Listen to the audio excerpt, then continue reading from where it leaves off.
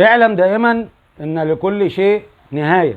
السلام عليكم ورحمة الله وبركاته. حلقة جديدة على قناة اليوتيوب. في البداية احب ارحب بجماهير المارد الاحمر.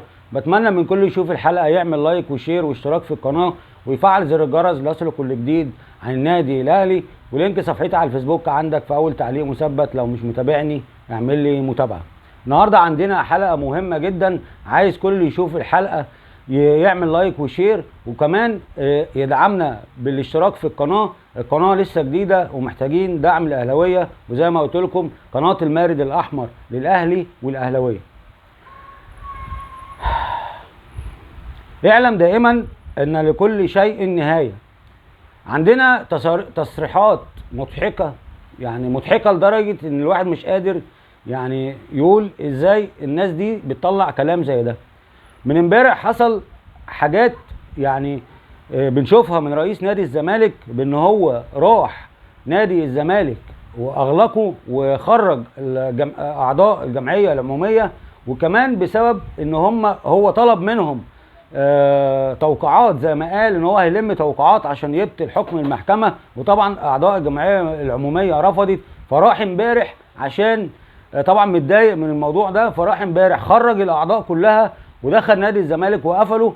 وكمان عرفنا ان في بعض من الاعضاء اتصلت بالشرطة عشان تخرج رئيس نادي الزمالك المعزول من نادي الزمالك. وكمان يعني بيطلع تصريحات، يعني تصريحات غريبة، وكمان هو مش راضي او مش قادر يصدق موضوع ان هو اتعزل من نادي الزمالك، وبيقول لك انا قرار عزلي من رئاسة الزمالك موقوف بقوة القانون. ازاي؟ انا عايز اعرف يعني ايه معنى الكلمة، يعني ايه موقوف بقوة القانون؟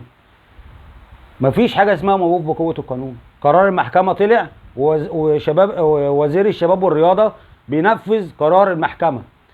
ايه الحاجة اللي تقدر توقف حكم المحكمة؟ انا عايز اعرف ايه الحاجة اللي تقدر توقف حكم المحكمة. وكمان بيقول ان هو لا يرغب في البقاء.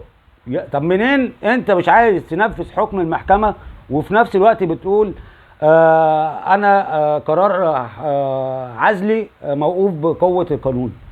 مش عارف، يعني بيقول كلام عكس بعضه. واحد مش عايز يقعد في نادي الزمالك بيقول لك انا قرار مش راضي ينفذ قرار عزله، وبيقول لك ده موقوف بقوة القانون. تحس ان هو خلاص حصلت له حالة جنان. الراجل ده مش مصدق نفسه ان هو يسيب نادي الزمالك، وممكن يكون لكذا سبب. ممكن يكون مثلا للمصالح اللي بيعملها في نادي الزمالك، او مش عايز حد يعرف البلاوي اللي في نادي الزمالك. ممكن.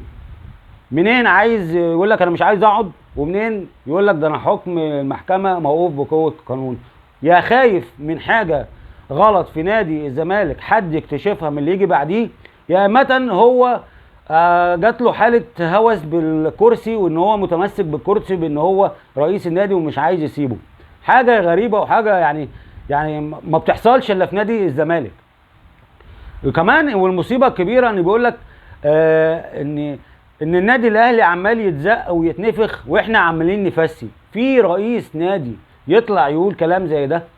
وهو الغريبه انه اي كلام غريب ومش منطقي واي كلام مضحك ما بيطلعش الا من رئيس نادي الزمالك او من اي حد في نادي الزمالك، سواء في النادي او في اعلام الزمالك. كلام يعني انا مش عارف ارد عليه، اقول له يعني مين اللي بيزق النادي ومين اللي بينفخه ومين اللي بيفسي حضرتك؟ مش عارف. يعني حد يطلع يقول لنا يعني، او انت تقول لنا يعني مين اللي بيفسي حضرتك؟ حاجه غريبه، يعني حاجه ما تطلعش من رئيس نادي ويطلعها كده في الاعلام عادي وكأن مفيش حاجه يعني. وكمان يعني من كتر خلاص ما دماغه هتطرقع، بيقول لك انا متواجد في قلب نادي الزمالك، وان نادي الزمالك بتنتظره مباراه هامه امام سيراميكا كليوباترا. يعني هو الراجل كمان يعني حتى هيمارس مهامه كرئيس نادي، وان هو بيشوف اللعيبه في المباراه القادمه. حاجه يعني كأن الراجل لسه ما مشيش او كأنه لسه ما اتعزلش.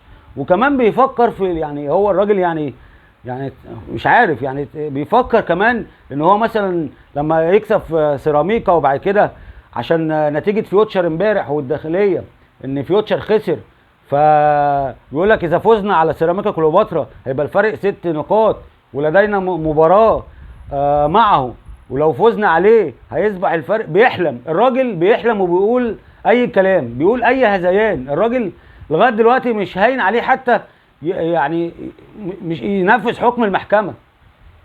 فيعني يا جدعان شوفوا له حل، شوفوا له حل، عشان الراجل ده خلاص. ده هيعمل زي ايه بقى؟ هقول لك. شفتوا فيلم عتريس؟ فيلم بتاع شادية ومحمود العلاوي ده، ولا محمود؟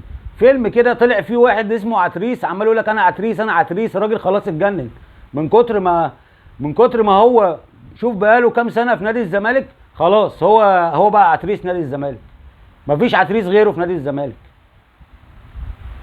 واللي مساعده على كده بقى الاعلاميين، يعني زي خالد الغندور والفولي و...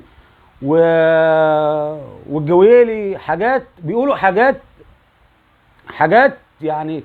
انا بصراحه لو انا زملكاوي انا مش هطلع اقول انا زملكاوي. حاجات تكسف وحاجات تعر اي واحد بيقول ان هو زملكاوي.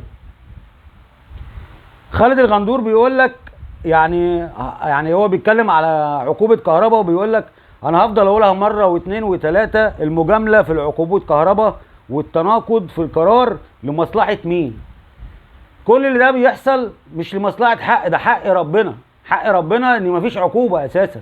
لو كهرباء هيتعاقب يبقى رئيس نادي الزمالك يتعاقب، يبقى اي حد في نادي الزمالك لما يغلط يتعاقب. هنفضل على الاسطوانه بتاعت عقوبه كهرباء ومجامله ومش مجامله؟ لو حق ربنا ان ده كله ده ما يحصلش من الاساس، لو انت بتفهم.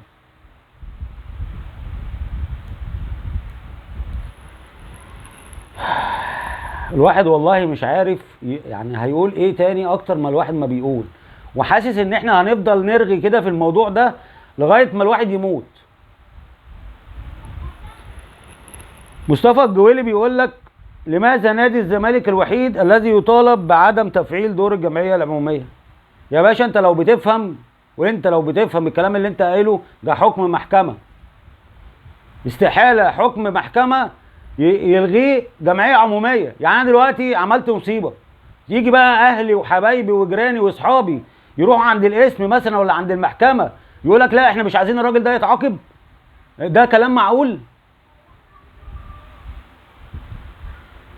وهاب الفولي بيقول لك: الجمعيه العموميه للزمالك هي من يحك لها عزل الرئيس. كلامها يعني كلام عبيط زي الكلام اللي قاله مصطفى جويلي او خالد الغندور. كلام ما يقولوش ناس متعلمه، ما يقولوش ناس بتقعد على شاشات والدنيا كلها بتسمعها. يا جدعان ارحموا عقولنا احنا وعزة جلالة الله.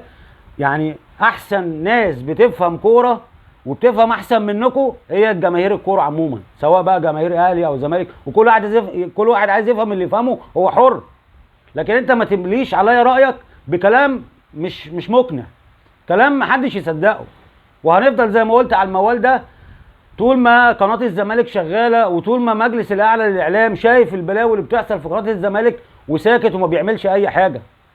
يا جدعان يعني هنطلع وهنتكلم وهنقول وهنرد على اي واحد بيتكلم عن نادي الاهلي. في النهايه انا مش هطول عليكم اكتر من كده. انا عايز بس كل اللي يشوف الحلقه يعمل لايك وشير واشتراك في القناه ويفعل زر الجرس ليصل كل جديد عن النادي الاهلي. وما تنسوش ان قناه المارد الاحمر للاهلي والاهلاويه.